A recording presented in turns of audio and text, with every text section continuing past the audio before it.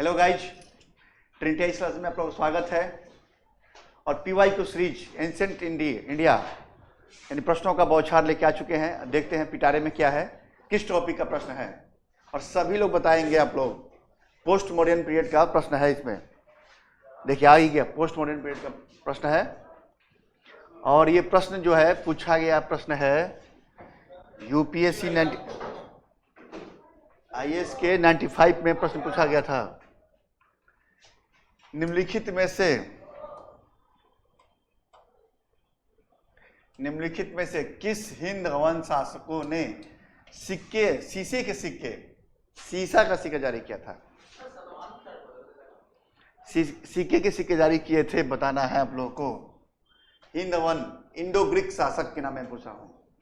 Indo Greek शासक ने शीशे के सिक्के जारी किए थे और वो इंडिया में शासन नहीं किया था।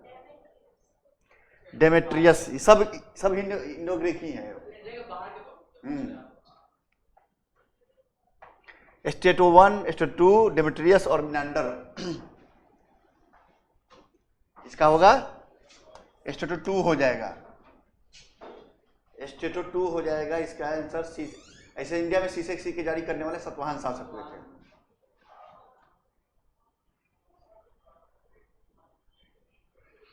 निम्नलिखित शासकों में से किसके सिक्कों पे संकर्षण और वासुदेव दोनों अंकित है, बताना है। और वासुदेव दोनों अंकित है, बताना है। विक्स, कनिष्क, समुद्रगुप्त, अग्धोकलिज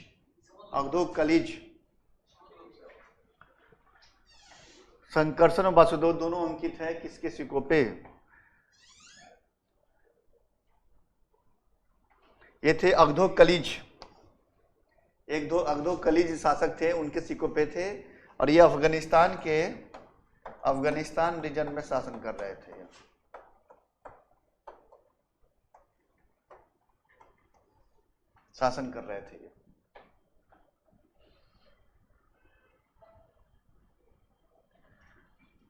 चलिए, कौन अन तीनों से भिन्न समसामयिक नहीं है, समकालीन नहीं है?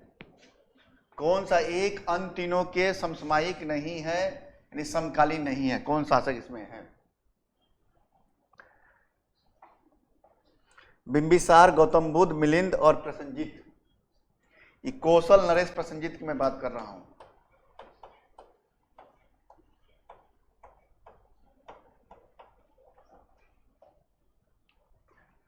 एक अलग है, एक शासक जो है AD का है, बाकी BC के शासक है। ये मिलिंद पनो, पार्थियन जो इंडो ग्रीक में ये AD के शासक हुए, बाकी BC के शासक हुए। गौतम बुद्ध के समकालीन बिंबिसार और उनके समकालीन कौशल नरेश प्रसेनजीत थे। अच्छा, मिलिंद को और किस नाम जानते हैं हम लोग? ये इंडो ग्रीक शासक है, मिनांडर।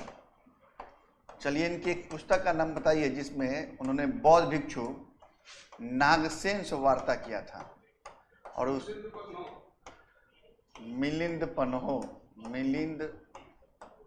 पन्हो किस भाषा में पुस्तक है ये? लैंग्वेज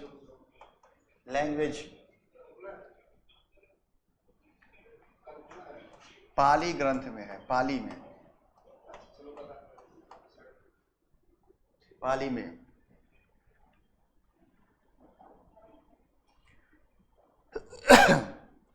काव्य शैली की प्राचीनतम नमूने किस अभिलेख में मिलते हैं? काव्य शैली। और काव्य शैली किस भाषा में लिखी जाती है? संस्कृत भाषा की में काव्य शैली दो भाषाएं, चंपू और काव्य दोनों शैली होती है। हाँ, तो काव्य शैली की प्राचीनतम संस्कृत भाषा में होती है। और इस संस्कृत भाषा की सबसे बड़ी अभिलेख जो मानी जाती है, काठीवारा के रुदामन की अभिलेख में मानी जाती है, जो जूनागढ़ का अभिलेख है, जो कहाँ? गुजरात में है। जूनागढ़ का अभिलेख गुजरात में है, जो ब्रह्मी लिपि में लिखी गई थी। ब्राह्मी लिपि में लिखी गई थी।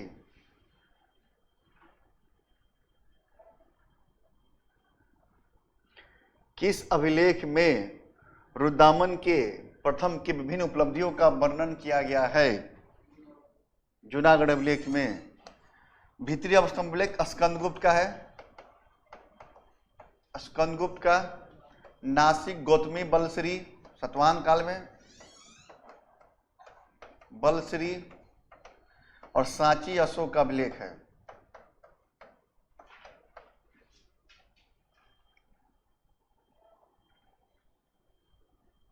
बिना बेगार के सुदर्शन झील का जीर्णोद्धार कराया गया था, किसके द्वारा? बिना बेगार प्रतीक के सुदर्शन झील का जीर्णोद्धार कराया गया था, किसके द्वारा? चंद्रगुप्त मौर्य ने सुदर्शन झील का निर्माण कराया। और सुदर्शन झील के बारे में जो जिक्र है जूनागढ़ अभिलेख में है, जो रुद्रदामन का अभिलेख था। उसके बाद इस पे काम कराया किसने? अशोक ने इसका जीर्णोद्धार कराया था। इसका स्कंदगुप्त ने भी इसका जीर्णोद्धार कराया था। और प्रश्न में पूछा है कि बिना बेगार, मैंने बिना पैसा दिए, वैट बेगारी व्यक्ति, वही रुद्रदामन प्रथम ने सुदर्शन झील का जो निर्माण कराया था, बिना बेगार दिए, बिना पैसा दिए इसने सुदर्शन झील का जीर्णोद्धार कराया था। और निर्माण किया था किसने? चंद्रगुप्त मौर्य ने। अशोक ने भी जीर्णोद्धार कराया इसने, स्कंदगुप्त ने भी जीर्णोद्धार कराया था इसका।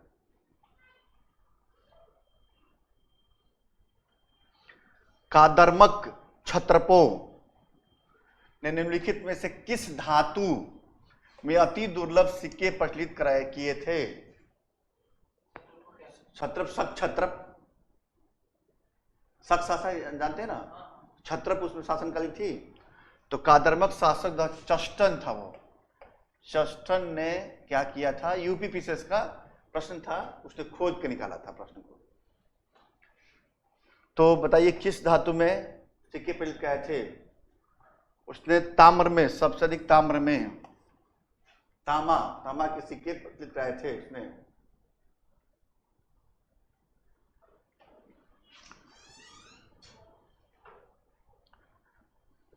चलिए इसको मैच कीजिए आप लोग। कौन किस वंश का है और कहां का शासक है? डिमिट्रियस, रुद्रदामन, गोंडाफर्निस और बीमा केटफिसस। बी का 4। चलिए अच्छा, सी हो जाएगा इससे। डी का 2 कुषाण, बीम कटफिसस। ठीक है। गोंडोफर्निस जो पहला वंश का था, जिसका अभिलेख था तख्ते बही अभिलेख, तख्ते बही अभिलेख। हाँ, इंडो यूनिग्रीक। और डिमिट्रियस का इंडो ग्रीक।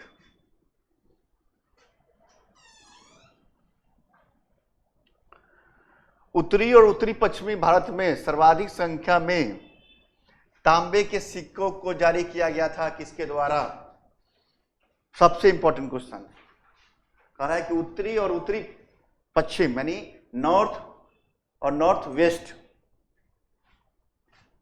नॉर्थ और नॉर्थ वेस्ट में किसने सबसे अधिक तांबे के सिक्के जारी किए थे? ठीक है,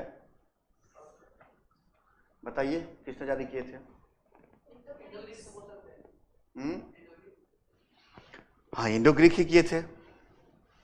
वाह। और कोई? कुषाणों ने जारी किया था। सुन लीजिए, तांबे के सिक्के जो जारी किए थे, इसमें कुजुल कटफिसस नाम सुने हैं? कुजुल कटफिसस ने तांबे के सिक्के जारी किए थे। हाँ, भीम का बेटा था। और भीम कटफिसस ने सोने के सिक्के जारी किए थे। कटफिसस, फिसेस बोलते हैं इसको। इसने सोने के सिक्के जारी किए थे। और सर्वाधिक मात्रा में सोने के सिक्के जारी करने वाले शासक जो होंगे कुषाण वंशी होंगे। ठीक है। सर्वप्रथम सोने के सिक्के जारी, स्वर्ण, गोल्ड, सर्वाधिक शुद्ध संख्या, प्योर की मैं बात कर रहा हूं, शुद्ध संख्या में। हाँ, तो वो हो जाएंगे। और कुजुल कटफिसस ने क्या किया था? तांबे के सिक्के जारी किए थे।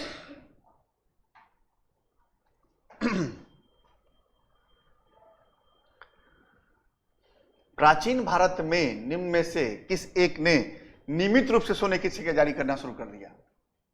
नियमित रूप से, कंटिन्यू। कुषाण, क्या कि बीम प्रतिशत प्रथम व्यक्ति था सोने से जारी करने वाला, और उसके बाद ये लगातार चलने लगा कुषाण। चलिए, बुद्ध के सिक्कों का, किसके सिक्कों पर अंकन है? बुद्ध का फोटो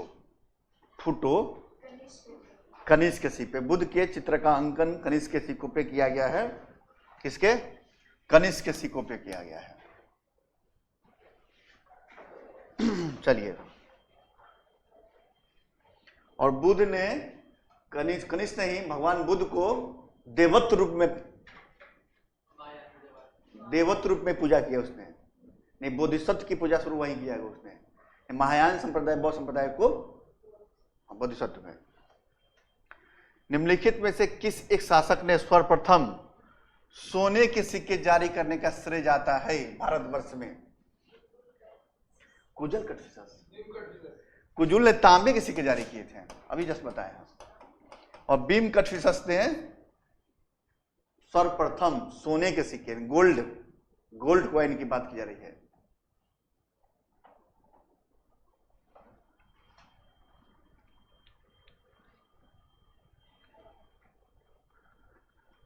चलिए, निम्नलिखित में से किसने भारत में स्वर्ण सिक्के का प्रचलन नियमित रूप से किया था? देखिए, प्रश्न आ ही गया, फिर दोबारा रिपीट हो गया। वही बीम कटफिसस ने।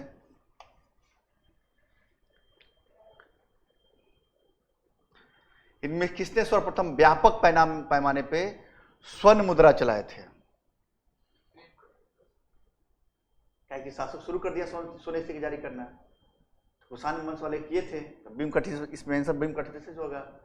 क्या होगा? बीम कटफिसस। चलिए, सपना बताइए कि मीनांडर के पुस्तक का नाम बताइए आप। मीनांडर की पुस्तक,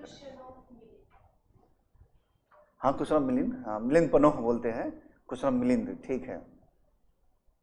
किससे वार्ता किया था उसने? नागसेन।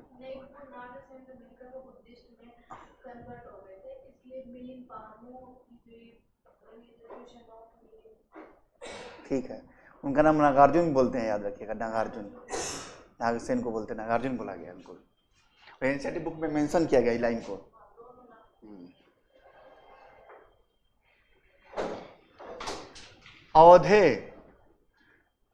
अवधे के सिक्कों पे किस देवता का अंकन मिलता है? अब पूछेगा सर कौन शासक आ गया? छोटे जो शासक थे वहां, क्योंकि पोस्ट मॉडर्न पीरियड जो है अंधकार का फेज बोला जाता है, इसको डार्क एज बोला जाता है इंडियन हिस्ट्री में, खासकर कब? एंशिएंट हिस्ट्री में। तो कौन सा, किस देवता का अंकन हुआ है बताइए? वासुदेव का। अच्छा, और कोई? और बता दूं, हिंट्स दे दूं मैं कि शिव का पुत्र था वो, कुमार कार्तिकेय का। कार्तिकेय किसी को, कार्तिकेय की पूजा की गई है। और इसका प्रमाण कैसे मिलता है भाई? कैसे मिलता है कि कार्तिकेय पूजा मिलता है? तो इसके प्रमाण है, एक्चुअली बृहद संहिता नाम सुने ना? किसका था? वराहमिहिर का। उन्होंने मेंशन किया इस बात को। दूसरा जो है अष्टाध्यायी, नाम सुने हैं? पाणिनि की। इन्होंने भी बताया कि अवधेय के द्वारा कार्तिकेय किसी के जारी किए गए थे। और ये शासन कहाँ था इनका? कहाँ के राजस्थान में बचे? ये दक्षिण पश्चिम राजस्थान में ये शासन करते थे।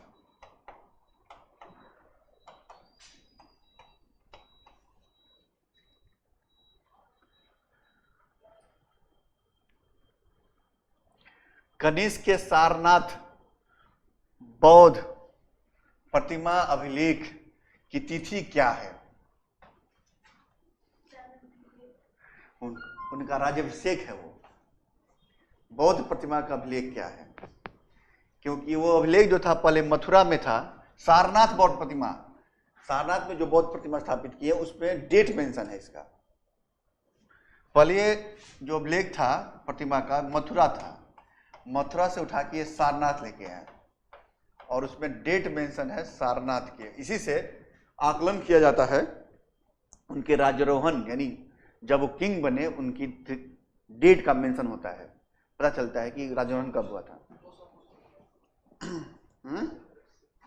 वो था 81 AD, यानी उनके राज्यारोहण 78 में हुआ था। इसके तीसरे वर्ष लिखा हुआ उसमें कि अपने राज्यारोहण के जब किंग बने उसके 3rd ईयर में हमने इस प्रतिमा को स्थापित किया था। इसी से पता चलता है कि उनका डेट क्या है राज्यारोहण की।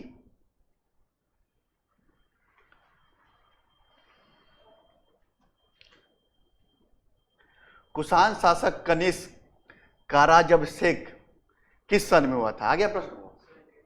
78 AD की BC? AD। अच्छा, कौन सा संवत चलता है? शक संवत। गुड। और विक्रम संवत कब चलता है? 57 BC में। इसको इस संवत को दो और नाम देते हैं, कृत संवत और मालव संवत बोलते हैं हम लोग। ये नहीं पढ़ना है, थोड़ा फैक्चुअल ज्यादा डीप हो जाएगा, इसलिए प्रश्न नहीं पूछे जाते इस टाइप के। शक संवत आरंभ कब हुआ? अब तो हो जाएगा 78 AD।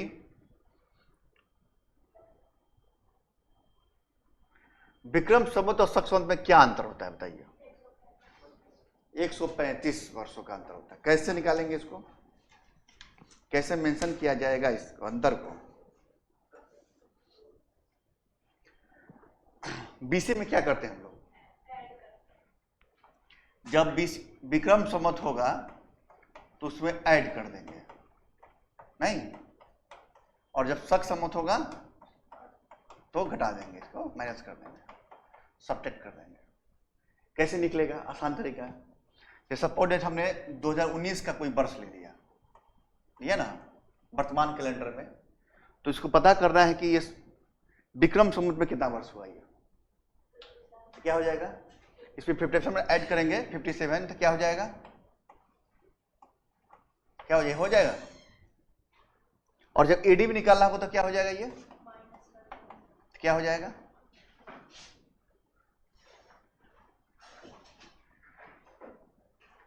ये क्या निकल के आएगा? 1941, 1941 है ना।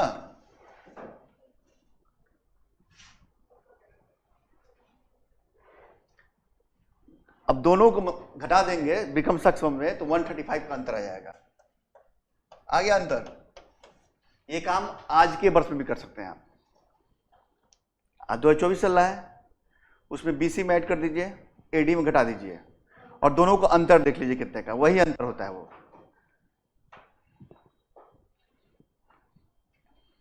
वाह।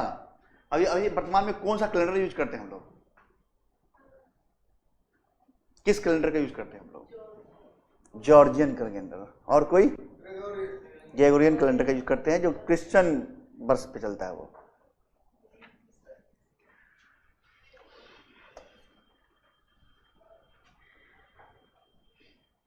चलिए, अब प्रश्न यह आ गया कि शक संवत के आधार पे राष्ट्रीय पंचांग होता है, निकलता है ना हिंदी मास का राष्ट्रीय पंचांग कैलेंडर वर्ष। उसमें ग्रेगोरियन कैलेंडर पढ़ाई 365 दिन के समान ही यहां भी तिथियां होती है। तो शक संवत के आधार पे राष्ट्रीय पंचांग में पहला दिन कौन सा होता है? First day. हिंदू वर्ष की बात करते हैं हम लोग। हाँ, 15 मार्च। 15 मार्च तो ऑप्शन ही नहीं इसमें।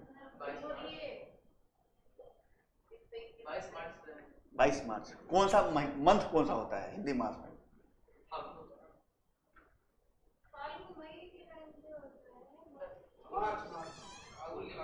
फागुन में होता है। चैत्र मास शुरू करेंगे लोग, चैत्र से शुरू करेंगे ना वो, चैत्र में। हाँ, तो चैत्र शुरू होता है, पहला मास चैत्र मास से होता है। हाँ, 22 मार्च तक तो होली हो जाएगा, उससे पहले होली समाप्त हो जाएगा। और पहला हिंदू वर्ष इसलिए चैत्र मास को बोला जाता है। चैत्र, बैसाख, जेठ, आषाढ़। याद है हिंदी मास? सपना नहीं। पूछा, यूपीएससी ने सवाल पूछा था एक बार, यूपीएससी ने सवाल पूछा था हिंदी मास शुरुआत कब होती है?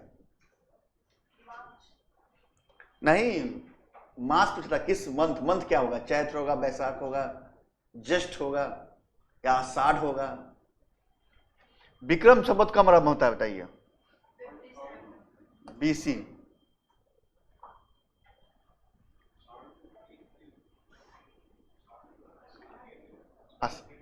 आषाढ़।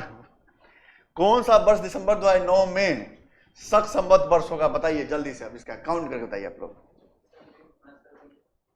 करके बताइए, हमें क्या पता।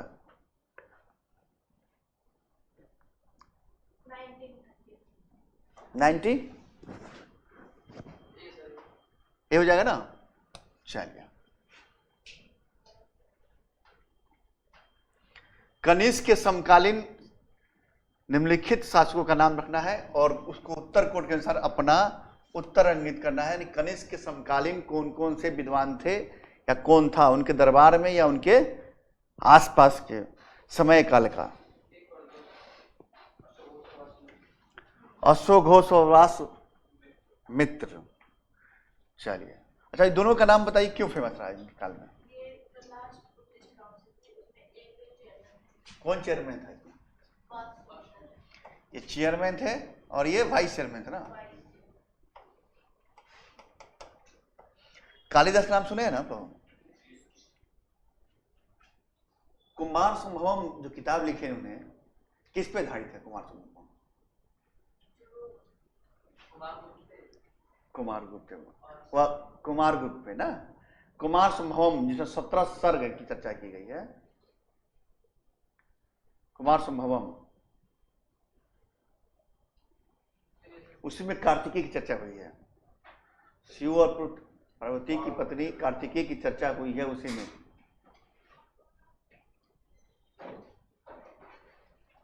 क्या? और पहली बार घूंघट का जो प्रयोग किया गया कालिदास के ही किताबों में किया गया था, अंगूठन, अंगूठन बोलता है। घूंघट लगाई थी शकुंतला जब अपने शादी में गई थी तो घूंघट की थी वो, तो अंगूठन शब्द का प्रयोग किया गया। कल अवगुंठन, अच्छा अवगुंठन शब्द का प्रयोग किया गया अभिज्ञान शकुंतला में। कंबन का नाम सुने हम लोग? किस सदी का है ये, मैंने किस सेंचुरी का? दक्षिण भारत का है ये, 12वीं से। दंडी नहीं, कंबन, ये जो रामायण लिखता है। हाँ, तमिल भाषा में रामायण लिखता है, इसे 12th सेंचुरी का है ये। रामानुज के समकालीन। गुड। अश्वघोष के किसका समकालीन था बताइए? आप जल्दी बता दीजिए। कनिष्क का समकालीन था। अच्छा, अश्वघोष के एक बुक का नाम बताइए, भाग से आप।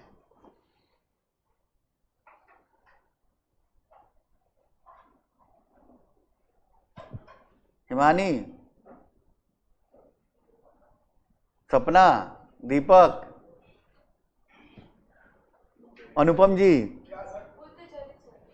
अश्वघोष की बुक का नाम? बुद्ध चरित्र, सौर्यानंद, दो बुक के हैं। और संस्कृत भाषा में, ये बौद्ध विद्वान है, संस्कृत भाषा में बुक लिखता है, बुद्ध चरित्र।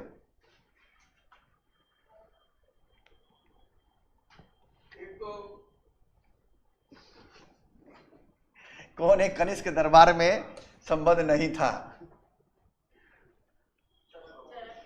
चरक, चरक नहीं था। चरक चरक संहिता लिखता है इसी दरबार में। नागार्जुन। अब पतंजलि भी तो है नीचे, अब पतंजलि भी तो नीचे है,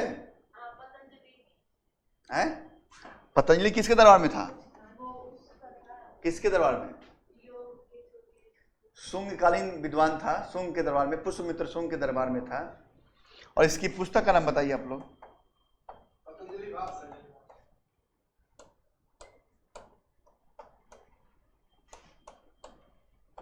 ये टीका लिखा गया है अष्टधाई पे, महाभाष्य।